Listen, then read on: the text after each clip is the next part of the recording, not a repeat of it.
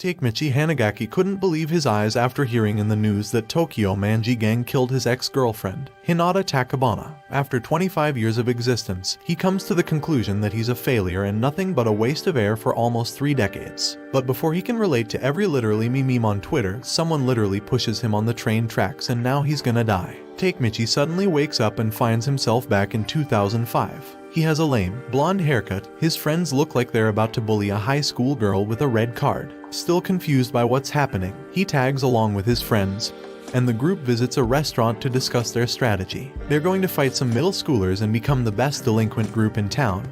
Or so they thought. And so the group set out to find the second years so they can beat them up. A group of third-year students arrives and tells them that the second years are on their field trip and basically, the third years are going to have a field trip beating them up.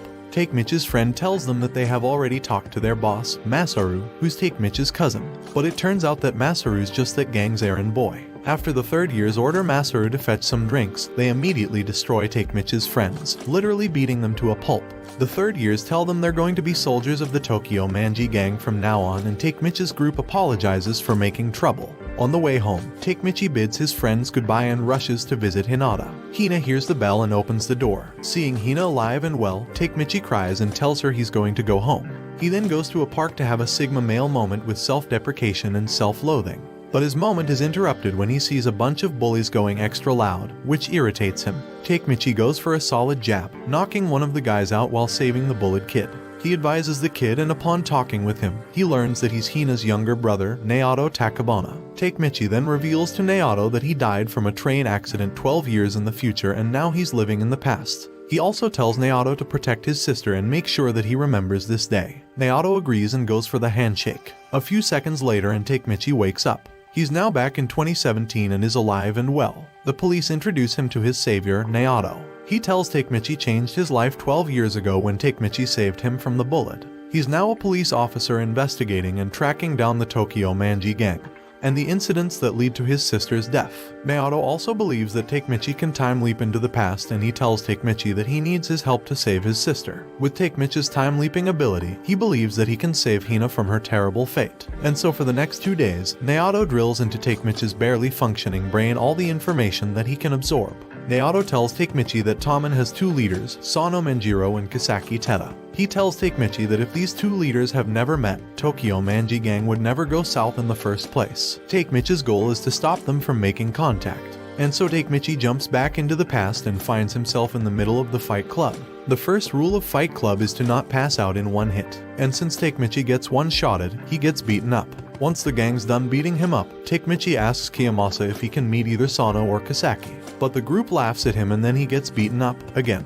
After getting absolutely trashed all day long, Takemichi visits Hina. She sees Takemichi after getting the human punching bag treatment and tells him that she'll protect him. Takemichi responds that he'll protect her as well, even if he's always taking the beating. The next day, Takemichi's friend discusses what's gonna happen, and since they're basically Kiyomasa's slaves, they're gonna have to participate in the Fight Club for teams. The next fighter's gonna be Takuya, the weakest in the group. Even though the group is worried about him, Takuya reassures Takemichi that's going to avenge him for losing yesterday and beat his enemy. But Takemichi interrupts the fight and challenges Kiyomasa instead. And so the fight begins between this 40-year-old high school student and Takemichi. Kiyomasa goes for the uppercut, giving Takemichi a nice stomach massage. And then Takemichi takes another solid jab, a left hook, a right jab, and to top it off, a knee uppercut. Kiyomasa then follows up with a right leg kick and finally, a roundhouse face kick. Takemichi is bad. Literally 0 dodging skills, 0 fighting skills, but maxed out durability. The crowd goes wild seeing how tough Takemichi is. The audience wants him dead and cheer for the sequel to his death. And while Takemichi is getting that Tekken training dummy treatment, Akon reveals his knife, planning to stab Kiyomasa. But the crowd goes silent, seeing how Kiyomasa can't knock Takemichi down. Seeing how Takemichi got infinite health bars, Kiyomasa orders his men to give him his baseball bat, planning to kill Takemichi for good. But the crowd froze in silence as 2 guys appear. It's Ryuji-ken Akea Draken and Sano Manjiro, Akea Mikey, the founding fathers of the Tokyo Manji Gang.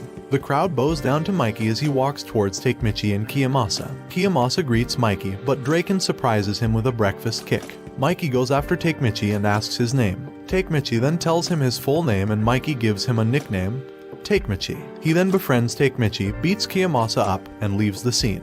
The next day, Takemichi goes to school with Hina, but during his classes, Draken and Mikey arrive to fetch him. Takemichi gets an instant celebrity status as everyone in the school looks up to him, seeing how he's friends with Mikey. Mikey wants Takemichi to come with them, but Hina stops them. Hina walks toward them and slaps Mikey, dragging Takemichi out of their troublesome invitation by inviting trouble. But Draken stops them, seeing that his girl might get beaten up as well. Takemichi unleashes his manliness and tells Draken to let go, clearly shaken with fear. Draken then faces Takemichi and asks him who he thinks he's ordering down. But Takemichi responds that he's not going to give up Hina, even if it means he's about to get beaten until his afterlife. Mikey then walks up to him, and as he's about to send Takemichi to a coma, Takemichi asks him to promise him not to hit Hina. But Mikey stops midway and taps Takemichi's shoulders, telling him he's very gullible. Draken commends Takemichi for standing up for his girl, telling him that it's a rare trait in their day and age. Hina apologizes to Mikey for hitting him, and the two guys leave the school. Hina then tells Takemichi that he can hang out with his friends. Later that afternoon, Takemichi realizes that there's a vast difference between the Tokyo Manji gang today and the Tokyo Manji gang 12 years later. Takemichi then asks Mikey why he likes him, and Mikey reveals to him that he used to have an older brother, and Takemichi's determination reminds him a lot of him. He looks up to him so much that he tells Takemichi some corny-ass dream about literally making delinquents great again. The next day, Hina invites Takemichi to study. Given how Takemichi's acting way past his age, Hina tells him that she feels like she's talking to someone older. That night, while watching fireworks, Takemichi's doing some romantic shit, but accidentally holds Naoto's hand, sending him back to the present time. Takemichi wakes up and rants about accidentally going back into the future, but his going back to the present time confirms his ability. Naoto explains that he can only go back exactly 12 years into the past. Meeting Mikey changes Takemichi's opinion of him, telling Naoto that he can change him. He then asks Naoto to help him find Mikey before he leaps into the past. Upon looking at the files they have, Takemichi recognizes one of his friends, Sendo Itsushi, nicknamed Akon. Akon was arrested before for stabbing Kiyomasa, but as soon as he was released, his crimes didn't specify anything. The two came to the conclusion that something has changed in the past, and basically, Takemichi manages to pull something that changed the events in the present time. The two travels to Takemichi's landfill of an apartment to find some contact info about Akon. Since Akon is part of Toman's upper echelon, they figure that they'll have an easier time finding Mikey through Akon, and so Takemichi calls Akon. After learning where Akon is now, the two go to Akon's place, a prestigious hostess bar that he owns. They are initially refused entry, but as soon as the clerk learns that he's one of Akon's friends, Takemichi and Naoto gets immediate VIP treatment. Upon entering the VIP room, Akon calls Takemichi's name, and when Takemichi turns to face him, he sees a really washed out Akon. Akon invites Takemichi to talk outside, and as soon as the two get their private time, Akon immediately goes buddy-buddy with Takemichi, reminiscing all the fun memories he had with him and the gang. Takemichi compliments Akon, saying he achieved a lot, but compared to him, he's leagues beyond what he could ever hope to achieve in his lifetime.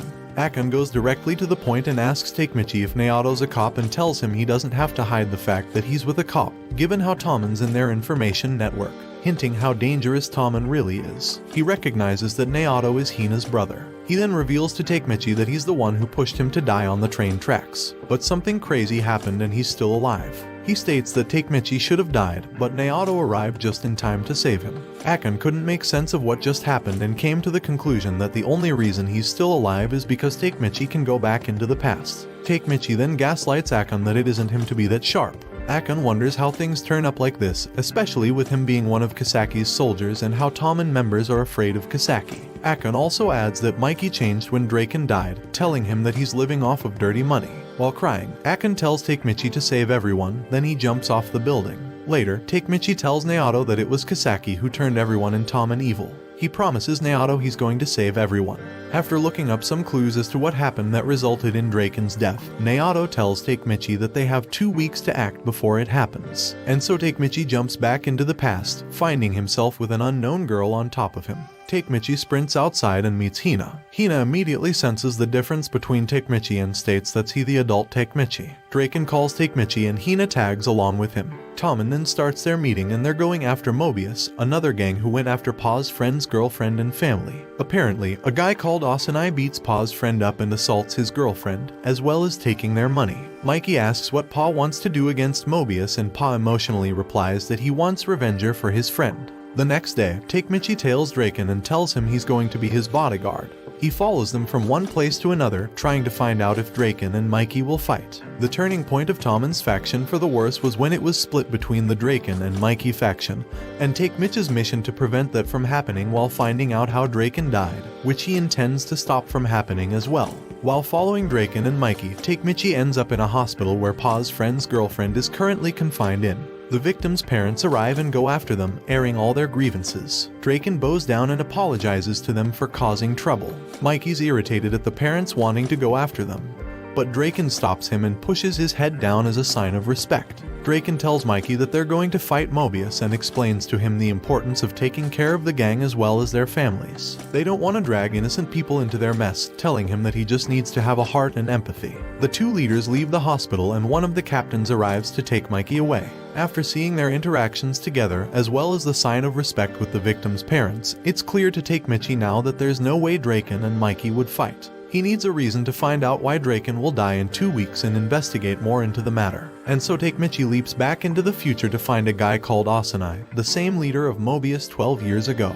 The two head into a construction site and finds out that the same Asanai that used to lead Mobius is nothing but a timid worker who gets constantly yelled at. Naoto and Take Mitchie invite Asanai into a coffee shop to interrogate him. Instead of answers, all they got is a broken man with gang PTSD. Asanai tells them it was someone's plan and he cannot say anything, not even that someone's name due to the trauma it gave him. And so Take Mitchie and Naoto head back to the apartment to discuss their new intel, which is a vague idea of someone scheming from behind the scenes. Apparently, fighting Mobius will result in Tommen splitting apart, and with that in mind, Take Mitchie leaps into the past once again to prevent Tommen from fighting against the rival gang. Take Mitchie wakes up in the past again and he's riding on the back of Akon's bike. He asks Akon if he has dreams and Akon replies that he wants to become a hairstylist. Take Mitchie then tells Akon he fully supports him and tells him that he needs to make it happen, declaring that he's going to be the first customer once Akon is a full-fledged hairstylist. Take Mitchie tells Akon he's going to go and finds Mikey, Draken, and two of the gang in an abandoned warehouse. Take Mitchie walks toward the group and asks them to call off the fight against Mobius, telling them that he knows someone is pulling the strings to make this happen. But Pa grabs his hair and throws him away. Take Mitchie interrupts the talk again and tells them that fighting Mobius is a trap. So Pa tells him to stand up, then he repeatedly beats Take Mitchie up, telling him if they're not going to fight Mobius, who's to blame for Pa's friend's girlfriend going into a coma. Mikey acknowledges Take Mitchie's concern, but he emphasizes that once he made a decision, he's not going to back down on it. He still wants to fight against Mobius. Take Mitchie then bows down and tells them he can't back down, crying about Tommen's ending and all that stuff, but it doesn't make any sense to them. Draken realizes that Take Mitchie might be onto something, but Mikey thinks badly of this, telling him that Draken is going against Tommen, which Draken denies. But before they can do anything, Asanai and his gang arrive, surrounding and outnumbering them 5-1. As the group readies to fight against each other, Take Mitch's stares invite trouble and Asanai takes this as an insult and goes after him. Asanai pummels Take Mitchie, but Pa saves him, telling Asanai he's the one he needs to face. And so Pa fights Asanai, but Pa eats a straight jab from him. Then Asanai follows up with 3 left jabs and another right for the finishing move, which hits him right in the face. But Pa's still standing and tells Asanai he can't squash an ant with his baby hits. Although Pa's literally getting bodied by Asanai, Mikey tells his men to stand down since Pa is still standing. As Pa loses consciousness, Mikey catches him and readies himself to face off Mobius and Asanai himself. Asanai belittles Mikey and tells him he'll murder him in 10 seconds. But before he can finish his sentence, Mikey finishes him off, sentencing him with head trauma. But Asanai picks up a broken bottle and rushes to stab Mikey's back. Draken sees this and disables Asanai, preventing him from injuring Mikey and him. He then declares that Mikey defeated his commander, declaring that Mobius will be part of the Tokyo Manji gang. But the cops are gonna arrive any second now, so everyone scrams in a hurry. Take Mitchie senses something is wrong and he knows he probably missed something during the fight. A few seconds later and Pa stabs Asanai, killing him. This move shocks everyone as they didn't expect for Pa to go that far. Pa tells them to run away, surrendering himself to the police. Later that day, Take Mitchie wakes up in a hospital and finds Emma beside him. She tells him that something's wrong with Draken, who is her boyfriend, venting out that he hasn't talked to her since the Pa incident. The next day, Take Mitchie thinks about what he's missing and tries to process what's going on with the timeline now. A few minutes later and his friends visit him. Draken also comes with a watermelon, inviting them to eat. Draken tells him that Pa's going to be in jail for at least 6 months. Before leaving, he tells Take Mitchie that Tommen is finished. Following Draken outside, Take Mitchie sees Draken and Mikey meeting for the first time during the incident. Apparently, the two of them want to visit Takemichi, and so the two start fighting, bonding over their mutual friendship with Takemichi through banter, like throwing Takemichi's memorable items all over the place. Watch this next video. See you on the next one.